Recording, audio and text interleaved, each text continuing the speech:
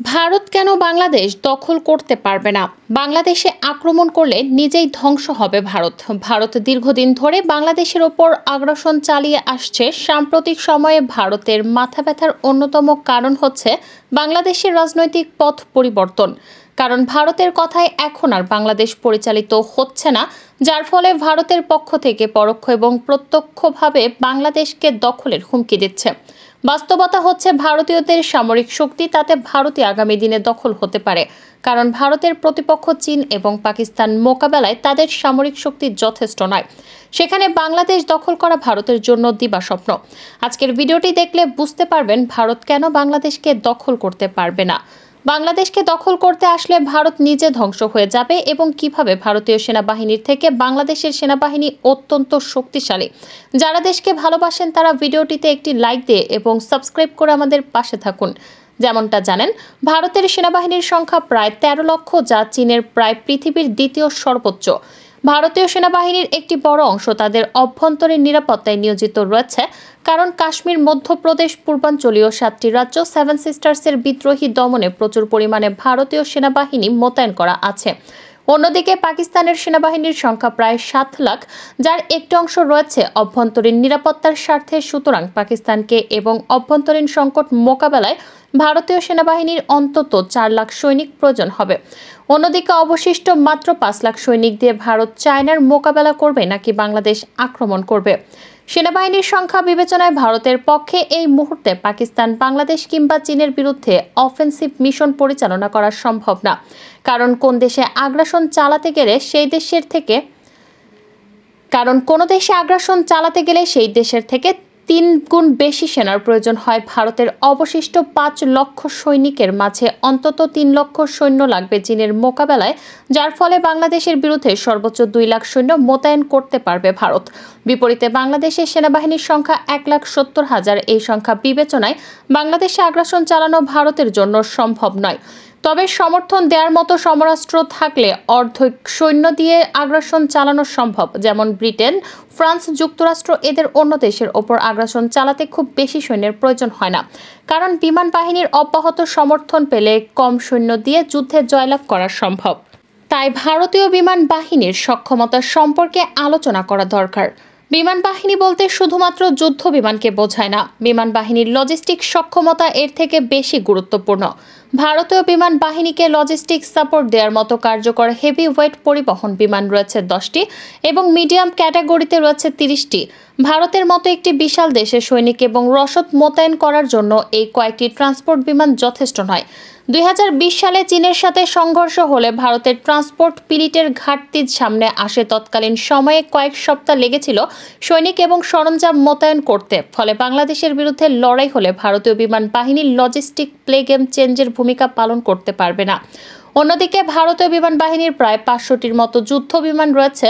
এতে কোনো সন্দেহ নেই বাংলাদেশের গুরুত্বপূর্ণ স্থাপনা সহজে বিমান হামলার মাধ্যমে ধ্বংস করতে সক্ষম হবে।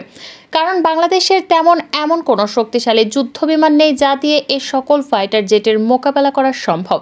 তবে বাংলাদেশের ভূখণ্ড দখল করতে হলে ভারতীয় বিমান বাহিনী তেমন কার্যকরী ভূমিকা পালন করতে পারবে না, কারণ ভারতের বেশিরভাগ যুদ্ধ বিমান কাউন্টার স্ট্রাইক মিশন পরিচালনা করতে সক্ষম নয়। তারা এরকম মিশন শুধুমাত্র সিনেমাতেই দেখাতে পারে। ভারতের কাছে রয়েছে 270টি Su-30।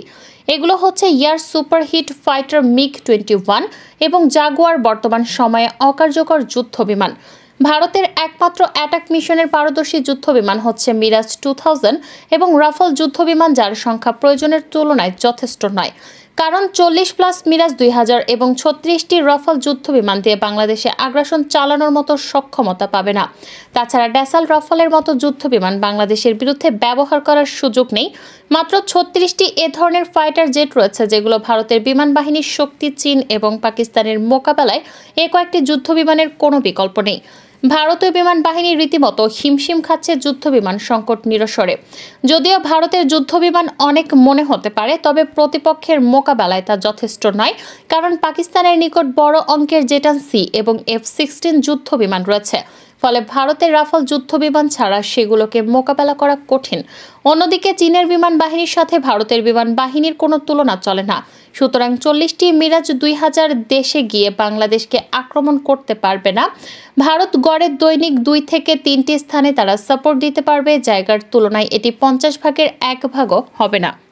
তাছাড়া গ্রাউন্ড স্ট্রাইক মিশনে আসলে ম্যানপেড এয়ার ডিফেন্সের কাছে নিয়মিত যুদ্ধ বিমান ধ্বংস হবে, যার ফলে ধীরে ধীরে এই সংখ্যা কমে আসবে। বাংলাদেশের বিরুদ্ধে ভারতীয় সেনাবাহিনী যেমন যথেষ্ট নয়, ঠিক তেমনই দেশটির বিমান বাহিনীও যথেষ্ট নয়। এটি শুধুমাত্র আগ্রাসনের কথা বিবেচনা করলে, তবে নির্দিষ্ট লক্ষ্যবস্তুতে আঘাত করলে তা ধ্বংস করার সক্ষমতা ভারতীয় সেনাবাহিনী এবং বিমান বাহিনীর রয়েছে। এই দৃষ্টিভঙ্গি থেকে বিবেচনা করলে বাংলাদেশ দেশের সামরিক শক্তি বৃদ্ধি করা প্রয়োজন। তবে আপনাদেরকে জানিয়ে রাখতে চাই, ভারতের আগ্রাসনের বিরুদ্ধে বাংলাদেশ সেনাবাহিনী কঠোর অবস্থান করছে। বাংলাদেশ সেনাবাহিনী নতুন নতুন সব অস্ত্র ক্রয় করছে, যা সত্যি প্রশংসনীয়। চলুন এ বিষয়ে আপনাদেরকে কিছুটা তথ্য দেই। বাংলাদেশের সবথেকে শক্তিশালী বাহিনী হচ্ছে বাংলাদেশ সেনাবাহিনী। দেশের যে কোনো বিপদ আপদে ভরসার জায়গা হচ্ছে সেনাবাহিনী। দক্ষিণ এশিয়ার 3য় বৃহত্তম শক্তিশালী বাহিনী হচ্ছে বাংলাদেশ সেনাবাহিনী। তবে পেশাদারিত্ব ও দক্ষতায় বাংলাদেশ সেনাবাহিনী ভারতের চেয়ে কয়েক গুণ এগিয়ে আছে, কারণ বাংলাদেশ সেনাবাহিনী এ পর্যন্ত পৃথিবীর 43টি দেশে যুদ্ধ করার অভিজ্ঞতা রয়েছে। বিপরীতে ভারতীয় সেনাবাহিনী ভারত ব্যতীত অন্য কোনো দেশে যুদ্ধ করার অভিজ্ঞতা খুব একটা নেই। বাংলাদেশ সেনাবাহিনী জাতিসংঘের অধীনে প্রায় অর্ধশতাধিক দেশে সরাসরি যুদ্ধ করার অভিজ্ঞতা পেয়েছে, যার ফলে বাংলাদেশ সেনাবাহিনীর দক্ষতা ও অভিজ্ঞতা ভারতীয় সেনাবাহিনীর থেকে অনেক বেশি। পেশাগত দক্ষতার পাশাপাশি আধুনিক সমরাস্ত্র ক্রয়ে মনোযোগ দিতে শুরু করেছে সেনাবাহিনী। বিশেষ করে ভারতের হুমকি মোকাবেলায় বাংলাদেশ পৃথিবীর বিভিন্ন দেশ থেকে যুদ্ধাস্ত্র, ট্যাঙ্ক, যুদ্ধবিমান, যুদ্ধজাহাজ ইত্যাদি অনেক কিছু ক্রয় করতে চলেছে, যেগুলো ফোর্সেস গ্লোবাল 2030 সালের মধ্যে বাংলাদেশ সেনাবাহিনীর বহরে যুক্ত হতে চলেছে। বর্তমানে বাংলাদেশ ভারত উত্তেজনার মধ্যে বাংলাদেশ সরকার আরও বেশি পরিমাণ সমরাস্ত্র নিজ দেশে উৎপাদন এবং বাইরের দেশ থেকে ক্রয় করার সিদ্ধান্ত নিয়েছে। বাংলাদেশ এমন ভয়ঙ্কর কিছু অস্ত্র অর্ডার করেছে, যেগুলো হাতে পেলে বাংলাদেশ সেনাবাহিনী আরও বেশি শক্তি হয়ে যাবে। বাংলাদেশ সেনাবাহিনীর একটি কৌশলগত অস্ত্র হচ্ছে এমফিবিয়াস ট্যাঙ্ক। সম্প্রতি বাংলাদেশের সেনাবাহিনী চায়না থেকে 54টি উভয়চর ট্যাঙ্ক অর্ডার দিয়েছে।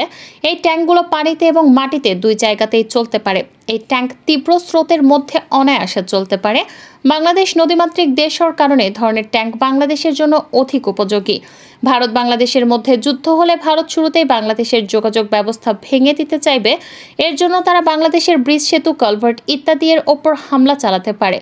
কিন্তু বাংলাদেশের উভয়চর ট্যাঙ্কগুলো নদী, নালা, খালবিল সহ সব জায়গাতে চলতে পারে, আর এর জন্য যুদ্ধক্ষেত্রে এগুলো সবথেকে বেশি ব্যবহার করা যাবে। টাইপ 8103 মডেলের এই ট্যাঙ্কগুলো মাটিতে এবং পানিতে সমানভাবে যুদ্ধ করতে পারে। এতে রয়েছে 105 মিলিমিটার মেশিন গান, রয়েছে 125 মিলিমিটার সেকেন্ডারি গান এবং anti tank missile firing capability. তাছাড়া বাংলাদেশ সেনাবাহিনী অস্ত্র ক্রয়ের দিক থেকে বেশ দক্ষতার পরিচয় দিয়েছে। কৌশলগত দিক থেকে বাংলাদেশ সেনাবাহিনী এই ট্যাঙ্কগুলো চীন থেকে অর্ডার করেছে, কারণ বাংলাদেশের অন্যতম প্রতিপক্ষ রাষ্ট্র হচ্ছে ভারত, আর ভারতের প্রধান শত্রু হচ্ছে চায়না। ভারত চাইলেও এই উভয়চর ট্যাঙ্ক চায়না থেকে ক্রয় করতে পারবে না। আর যুদ্ধক্ষেত্রে যত ইউনিক অস্ত্র দিয়ে শত্রুকে ঘায়েল করা যায়, যুদ্ধক্ষেত্রে ততটা এগিয়ে থাকা যায়। ইতিমধ্যে চায়নার আর্মি বাংলাদেশ আর্মির জন্য এসব ট্যাঙ্ক তৈরির কাজ শুরু করে দিয়েছে। স্থলপথের পাশাপাশি আকাশপথেও যুদ্ধের সক্ষমতা অর্জন করেছে বাংলাদেশ সেনাবাহিনী। অনেক আগে থেকেই বাংলাদেশ সেনাবাহিনী তুরস্কের কাছ থেকে পায়রা আক্তার ড্রোন কেনার চুক্তি করেছে। আকাশপথে ভারতের বিরুদ্ধে যুদ্ধে পায়রা আক্তার TV2 ড্রোন হবে একমাত্র কার্যকরী অস্ত্র। তুরস্কের তৈরি এই অ্যাটাক ড্রোনগুলো কতটা ভয়ঙ্কর অস্ত্র তা আপনারা রাশিয়া ইউক্রেন যুদ্ধে দেখেছেন। ইউক্রেন যুদ্ধে মাত্র 12টি পায়রা আক্তার TV2 ড্রোন দিয়ে প্রায় 3000 রাশিয়ার সামরিক যান ধ্বংস করে দিয়েছিল।